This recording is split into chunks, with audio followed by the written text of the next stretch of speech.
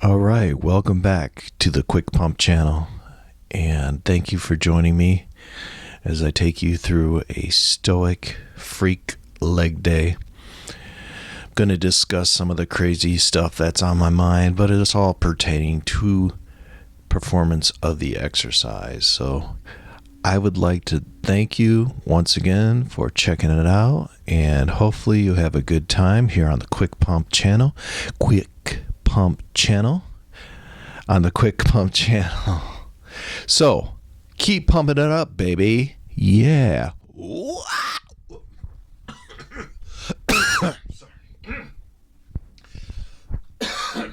Sorry about that. All right. Keep pumping it up, baby. Yeah. Wow. Yeah.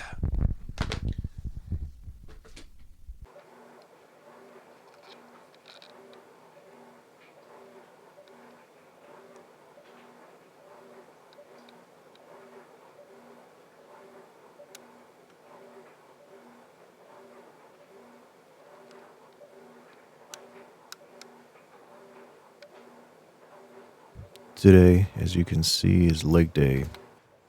Start out with leg curls. Start with a warm-up weight, then I move up the weight. I don't really go too heavy, but what I focus on is slow, controlled, keeping tension on the muscle. And that seems to work all right. After that, I'm going to move on to leg extension, same thing. And then I move on to vertical leg presses. And vertical leg presses is kind of where I lose it a little bit. I sort of have a form breakdown as I keep going just because of the pain of the exercise. So we try to keep stoic, as to say, we're not using a lot of histrionics or going crazy during the weight training, trying to keep noises down a little bit. And that's very effective for my heavy singles as I'm trying to improve my bench press demonstration of strength. So yeah, I'm going to do those and minimal noise because it's only one rep at a time pretty much. And for the heavy sets of low volume, same thing. It's those sets where you're training to failure, where you're going all out. You still want to try to keep it all focused and then put that into the set. So you want to remain stoic as you're doing that. I find as the set progresses and you're feeling the pain of the set, you might start making some grunting or groaning noises. The main thing is try to focus on your breathing, and try to put those grunts and groans, just try to focus down even more into the set you're doing. However, a lot of times Mike Mentzer would tell his client Marcus, or at least in the video that I've seen, that, come on, Marcus, work yourself up into an emotional lather. Get it done. Whatever it takes. Imagine there's 50 hot chicks here titillating you. You'd get that last rep, wouldn't you? Sort of mind games. And mind games.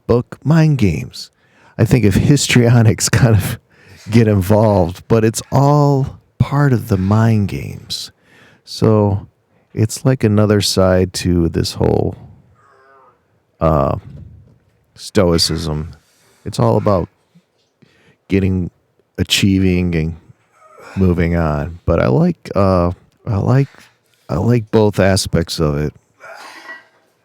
Like, you can work your set and you can kind of start grunting and groaning. You don't want to be excessive though, but sometimes when you're feeling the pain of that set, it's hard not to. And I know some people master it, and it's a thing to master over time, but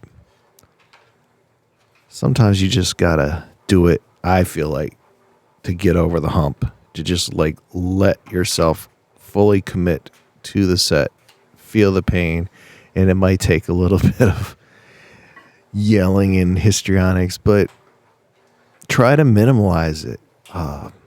You still can work yourself up into emotional lather, meaning you could go to a dark place.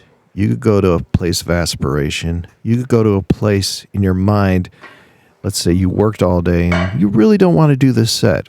And somebody disrespected you at work, or maybe there was something that was just really bothering you. Maybe it was yourself. Maybe you were bothered by your own performance or your own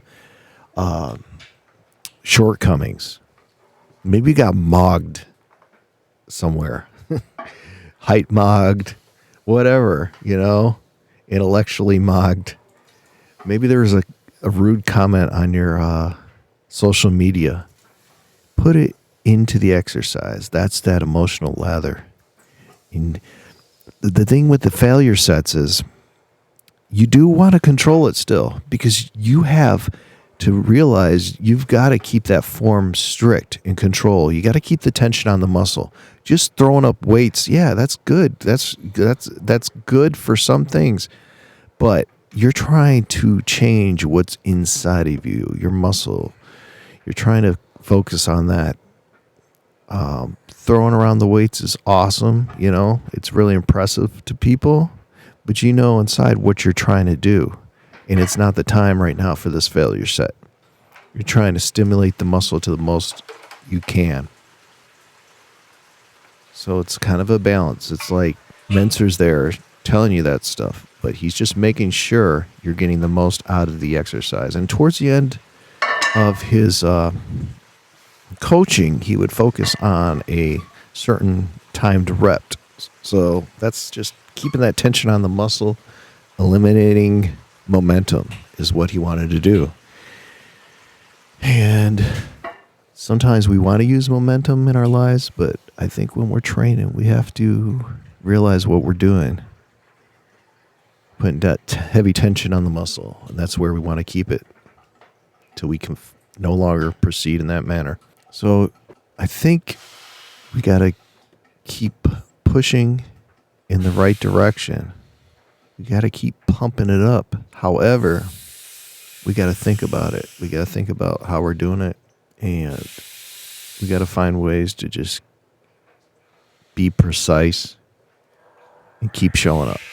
Because when we're doing our failure sets, we try to stay stoic. We can even be more stoic and sound.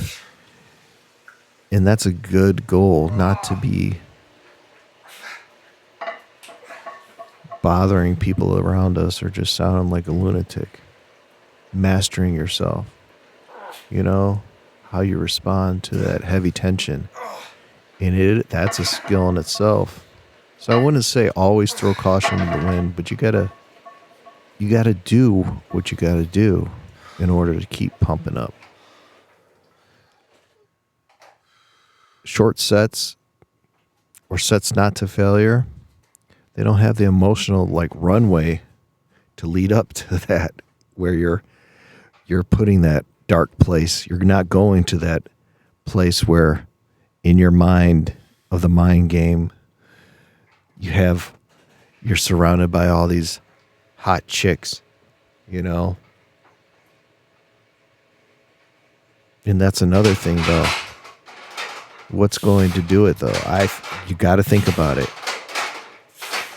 Let's say the hot chicks are there and they see you move the weight, but you got to move it perfectly. You got to remember that too. So kind of go into that place and move it perfectly. So that's another balance thing. So for the performance of just moving weight, those mind games are good too. So I'm all over the place with my reasoning and my logic in this. So use these mind games as appropriate. Because when I do the heavy singles, I don't really do that. I am more quote unquote stoic, as I'm just logical and I just do it. I don't need these emotional lathering of my ego or anything. I just want to get the heavy single and do it. But I think it's for a overall ego boost, which is funny. because I want to be able to say, hey, yeah, I can bench 315. I can bench this. I can do that, I mean, it is my ego. I do want to say, like, yeah, I have a home gym, but what are your results, bro? You look like crap. What the fudge? Can you at least bench 315? And I want to be able to say, yeah, I can do it, dude. But I think overall, it's a battle of within yourself. So that's where the heavy tension on the muscle comes into play.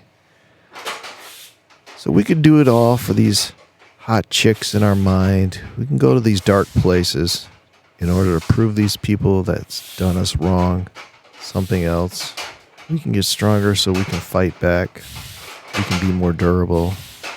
We can stand up to these bullies. I think we must do it for ourselves. We have to be honest with ourselves. Keep the tension on the muscle throughout the set till you can't do it anymore. There's many ways to skin the cat. And I don't like that phrase, actually, because I like cats. But it's okay. I get it. It's an expression. What would be more appropriate? Many ways to screw in the light bulb. No, there's only actually one. Well, with weight training, there's many ways to do it. And you got to find the way that's benefiting you the most and works with your schedule the most. And some people like being in the gym, and what's working for them is a more high volume approach. And I think that's just fine. I don't really care that I do it this way because it's the way I do it. Is it effective for me? Well, yeah, because it's the only way I'm going to do it right now. Is high volume effective for them? Yes, because it's the only way they're going to do it too. I think everybody's got different circumstances, so we got to try things, but I think we should not judge other people too much harshly, lest you be judged for what you do. But in the end, it's like, yeah, that's cool, because it's all within your mind, man. It's the mind-muscle connection we're going for, so, or at least I'm going for.